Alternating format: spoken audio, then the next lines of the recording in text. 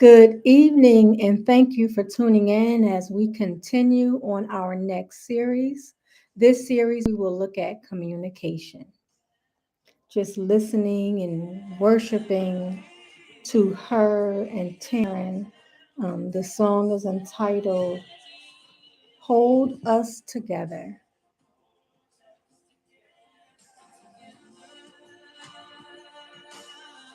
Just waiting for a few more people to sign on.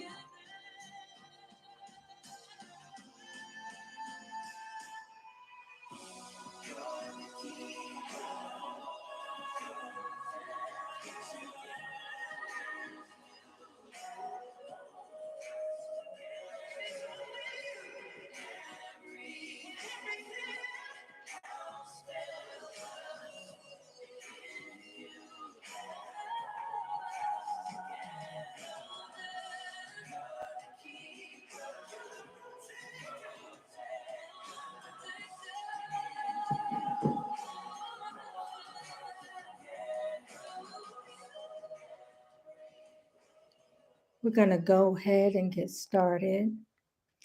Let's go to the throne of grace.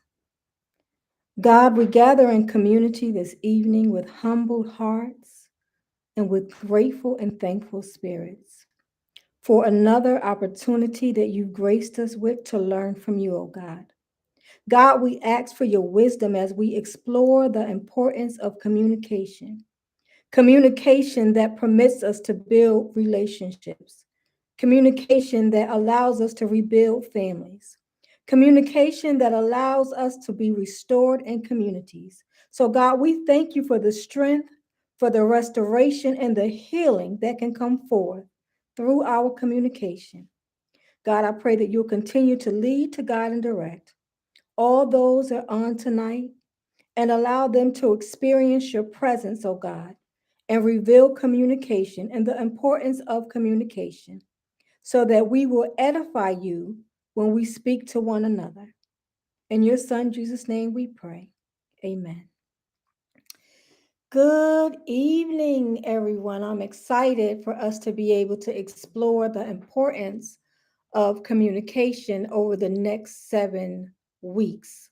Communication is important because sometimes when we don't have communication, it can hinder our relationships.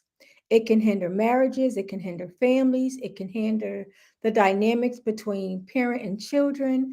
It can hinder our relationships on our jobs. It can hinder how we operate in our society because of a lack of understanding, right? And so communication is very important. So tonight I want to look at the why, the need, and the benefit of communication as we move forward. And so when we look at why, we first must recognize that we communicate to learn. And so communication is the active processing of transmitting and receiving information. It involves our ability to listen as well as comprehend what is being transmitted. In other words, what are we sharing? What is our hope when we go to someone else and communicate? The desire should be that we want to be able to have a dialogue that we learn from the other so that we can be heard and our emotions, our feelings, and our thoughts can be honored. But also, communication allows us to fully be present and engaged in all of our relationships, no matter if they are our personal relationships with our spouse or our significant other, our children, or in a work environment or in community. And so the first thing we're going to look at is the why. And again, we communicate to learn. That is the why. We communicate to learn is important for us to recognize because it lifts up every time that we open our mouth to speak. We need to recognize that sometimes we are implying something in a manner that causes the other person to shut down, which eliminates the opportunity to listen, to understand, Additionally, when we are not present to learn, then we hinder the transmitting process as well as the receiving process. And so when we are not fully present and engaged with the person that's communicating to us, verbally, we may be saying something different, but non-verbally, we're also speaking as well, right? So, how many of us know that we communicate in multiple ways, right? We can use our body language as well as what we speak when we open our mouths. Another thing behind the why that can hinder our communication is if we respond without listening and we respond out of a place of being defensive. Another thing that can hinder our understanding or being in dialogue between one another where we're communicating to learn is to blame the other, right? This demonstrates that there is no listening, there's no hearing that's present, right? And so each depicts that we are not in a position to listen, but rather in a position to prove a point. But remember, when we communicate to learn. And so when we gather together to learn, it's not about proving a point. It's not about who's right or who's wrong. It's about what we transmit to the other that is received. So that what is being spoken in that moment can allow us to move forward, can allow us to grow, can allow us to develop, can allow us to strengthen, and even allow us to restore broken relationships. And so the first one is the why. So we know that we communicate to learn. Again, going back to communication and what it is, communication is the active processing of transmitting and receiving, right? And in order for that to occur, it is important and it is necessary for us to understand the importance of being fully present and fully engaged, right? Meaning that when we come to the conversation, it's not going to be from a place of defensiveness. It's not going to be from a place of shutting down because you don't want to hear the other. Notice not one time did I say it's about agreeing, right? Because sometimes when we settle down to have a dialogue, we think that we have to agree with the other. No, we only need to be able to hear and honor and acknowledge what the other is thinking and feeling, right? That brings us to the next point, which is the need. We communicate to learn to hear the other's feelings, their emotions, and their thoughts, and to share our own, right? So, in order for there to be a dialogue, number one, first, the dialogue has to be braided, meaning that one person cannot dominate or manipulate the conversation that should be going forth because it takes two to communicate. And so, if only one person is speaking, then what's being learned? What's being shared? What is the braided conversation that's going back and forth, right? Because each of you want to transmit and each of you want to receive, right? So the need is we communicate to learn because we want to hear, we want to honor, and we want to acknowledge the feelings, the emotions, and the thoughts of the other, as well as share our own. And so communication is needed to build relationships, all types of relationships, right? We cannot exist in community and relationships without communication because there is a need, a necessity for shared information, for shared ideas, for shared thoughts, right? Share. We go back and forth. We dialogue. We converse. It's okay that we don't agree. But what would happen if we position ourselves to hear from the other, right? Not focus on me or I or what I want, but focus on what's going to benefit the relationship. How is it going to help me improve on my job being able to communicate? What's the significance of being able to communicate to my children so that I can hear and honor what they think and what they feel, rather than impose on them what I think and what I feel alone, right? The conversation, the need to communicate is more than one person communicating. And that's how the dialogue or the conversation is braided, because it's going back and forth, meaning you're not talking to yourself, right? So every time that we open our mouths and we say that we want to have communication with the other, we need to be intentional to be able to create that space where one another can be heard and what they share is valued. Communication, when we think about the need of communication, it's important because it helps to resolve conflicts. Sometimes when we go to one another and share things, we may share, but we have to be mindful of our motives when we share. We have to be mindful of our tone. We have to be mindful of our intentions. Why are we sharing? Where is this sharing coming from? Do we truly want to learn and hear from the other, or is it something else? And so communication is a basic need because it helps us to connect with the other. When we don't communicate to learn, it causes division, it causes conflict, and it causes disconnection, right? And so, the purpose of communication, we want to be able to learn from the other through communication, but we also want to be able to eliminate conflict, right?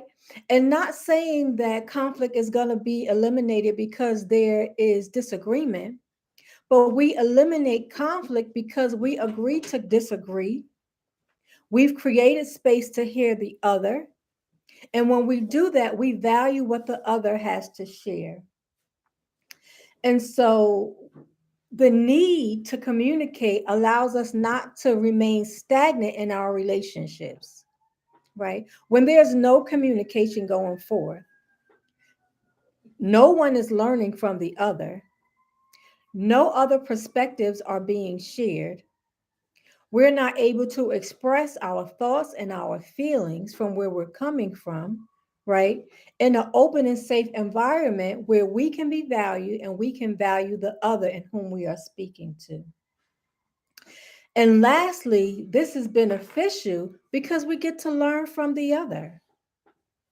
It strengthens and builds relationships. This allows us to develop and build trust. It allows us to develop and learn how to be patient and understand. It also demonstrates our ability and the importance of growth and development. So, three benefits that we get: it develops trust, it develops understanding, and it develops growth, right? Because we want to be able to grow in our relationships. Additionally, it permits us forward to move forward. That way, whether it's on our job, whether it's in our home, whether it's in our marriage, whether it's in our relationship with a friend or a significant other, whether it's in the relationships between our children, we don't want to be stagnant. We don't want our relationships to go stale because we don't have the capacity to be able to listen to learn from the other, right? We want to be able to listen to learn. We want to be able to grow. We want to be able to develop so that we can improve who we are, so that we can expand, right? Expand our worldview, right? Because when we think about communication, we communicate culturally, we communicate based on our gender, we communicate based on our ethnicity, right? And so all of that plays a part in how we communicate. So our communication is important based on our tone, based on our motives, based on our intentions, and um, what we desire to occur from communicating to the other. Okay. So we want to be able to move forward. We don't want to be stagnant, right? And so communication, lastly, promotes the opportunity to be creative, right? And it allows us to be creative because when we listen and hear, we can hear another perspective. We can listen to another idea and we can learn from the other. We all have space to be able to learn. And when we open ourselves up to learn, we gain insight from the perspective of the other. And this allows us to move forward, to grow and develop, right? From a healthy framework, not position us in a position where we are blaming the other, where we shut down, right? And a lot of times we shut down when it comes to communication because of how we are being spoken to, how the person is communicating to us, right? That can cause us to shut down, which takes us back to the importance of tone, which lifts up the importance of our body language. Sometimes people can be speaking to us, and based on our body language, some of us, our facial expression says it all, right? And sometimes that can be a turnoff, even though our expression may not be in a negative way, but how is it perceived by the other, right? So we don't have control over how the other feels or thinks, but we do have control over our sharing, right? Because we going back, the purpose is to learn from one another, right? So every single time we open our mouth to communicate, we need to be mindful that we want the other to learn and to hear. We want the other to learn and to recognize how we feel, how we think, our perspective, our framing of whatever the situation is, right? So we don't want the other person to be guarded. We don't want the other person to feel unsafe, right? So it's important that we create a safe and sacred atmosphere when we are talking, right? Whether it's to our siblings, whether it's to our loved one, whether it's on our job, right? And I know that on our job can be the most challenging because all persons don't know how to speak, right? Don't know how to communicate to the other. And a lot of times, our reaction to what's being spoken to us has to do with culture, or has to do with ethnicity, or has to do with gender, right? And so, all of those things are at play, even though they are unspoken and maybe even unconscious. So, the desire is for us to be able to begin to really reflect on the importance of communication and to be able to examine, okay, what is it that I want this person to learn when I go to them, right? Because you want the person to remain open. And so when we begin to be more intentional about when we go to someone to communicate, that allows the other person to be open and receptive because we are intentional about our body language. We are intentional about our language. We are intentional about our tone. We are intentional about our motives, right? So our motives should be pure and clear. And it's okay to want to be able to express yourself and share. So if you're frustrated, to be able to share that, but you do need to be mindful how you present it because you want the other person to be open to receive it, right? And if you come at someone all gang ho, then they will shut down. And so the benefit won't be really received because what was learned, right? What was learned when we go all gung ho, when we begin to use language, and we've all done it, we've all been there, right? And so the better The more we learn, the better we become. The more we learn, the more we can practice what we learned. The more we learn, we can be more mindful. Okay, am I communicating to learn? Or do I really just want to vent? And to be able to know the difference. And there's nothing wrong with venting, but we just have to be clear of what we want to engage with the other. That will permit us to know, okay, well, if I just need to vent, well, maybe I need to go talk to somebody else that is going to create the space where I can just vent and speak and say whatever I need to say, however I need to say it, because that space, that safe and sacred space is there and available to you. But not everybody is able to provide that, so that kind of container for you to truly just vent and say what you need to say and not have to worry about anything, right? And so I just want to go over the definition again. So communication is the active processing, right? And so when we go to other people, they are processing what we're saying. That's why it's important for the dialogue to be braided, meaning you cannot have a healthy conversation, so to speak, if you speaking for 20 minutes. You're not leaving any space for the other person to truly understand what you're trying to say.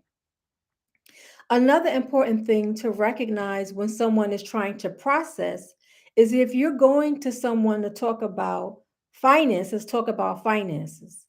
Don't talk about finances, the kids, the marriage, what you did yesterday, what you did today. You focus on that one topic that you want to discuss, right?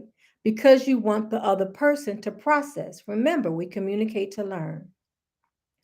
And so the other part of that is transmitting and receiving the information. If we overload people with so much information, how can they process it? How can they receive what we're saying if we are giving them a pitcher of water instead of a cup when we're trying to communicate? Right? And so it involves one's ability to listen. Sometimes when we go to communicate, there's no listening going forth. And I know I hear this a lot. They say that we communicate from our ears, but I believe we communicate from our heart, right? Our heart allows us to be fully present. Our heart allows us to be fully engaged. Our heart allows us to truly want to learn from the other, to truly want to be able to practice understanding. And to practice understanding is simply empathy, right? Because we want to be able to learn, we want to be able to understand from the other's perspective, to be able to acknowledge, to be able to honor, to be able to hold, right? Not necessarily agree. It's okay to say, okay, thank you for sharing that perspective. Mine is different, but thank you for sharing, right? Then both persons walk away and they've learned something, right? And as we prepare to close, I want us to be mindful of the importance of having healthy communication, to be mindful of how our ethnicity, to be mindful of how our culture, to be mindful of how different external elements impact how we communicate, as well as how we comprehend what's being shared with us, right? And that's why it's important to have a braided dialogue where one person maybe speak for 3 to 5 minutes and then another person speak, right? Because we communicate to learn. And when we do a braided dialogue, it allows the processing, it allows the transmitting, it allows the receiving to take place. And it allows us to practice understanding and then to be able to reiterate, okay, well, this is what I heard you say. And then that gives you an opportunity to say, oh no, well, this is what I was trying to say. And so then you begin to braid the dialogue and you go back and forth, learning from the other to make sure that you're truly open and engaged and fully present to be able to hear the other. What communication is not? Communication is not the opportunity for you to blame. It's not the opportunity for you to point the finger, right? Because none of that creates creativity. None of that creates development and growth. None of that creates the opportunity to learn from the other. So as we close, I want us to reframe how we understand communication. I want us to reframe the importance of language. I want us to reframe our ability to fully be present and engaged to be able to hear the other from our heart. I want us to be intentional to recognize what we're feeling so that we don't project what we feel onto the other, right?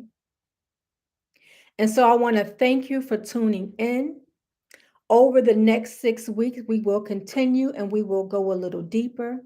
Tonight, I just wanted to be able to explore some basics as we begin to break down communication and how communication can restore, how communication can heal, how communication can transform, and the opportunities for for communication to rebuild broken relationships and restore broken relationships, and also creates the opportunity for the one whom we are communicating with to learn from us and for us to learn from them. So you be blessed, stay safe, and remember it's about healthy communication because we communicate to learn. Thank you so much for tuning in. And I look forward to seeing you next Friday at 8 p.m. as we continue to highlight communication. Be blessed.